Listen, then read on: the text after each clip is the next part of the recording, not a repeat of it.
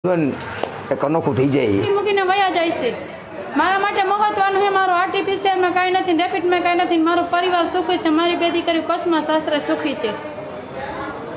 વાહ, આ છેલ્લા 10 વર્ષથી તમે સેવા કરી રહ્યા છો. અત્યારે કેટલી ડેડ બોડી આવતી હશે? અત્યારે કાયમની 15. આ જોઈ લ્યો થપ્પો. હજી 2 તો પોસ્ટોરેજમાં 3 પડી છે.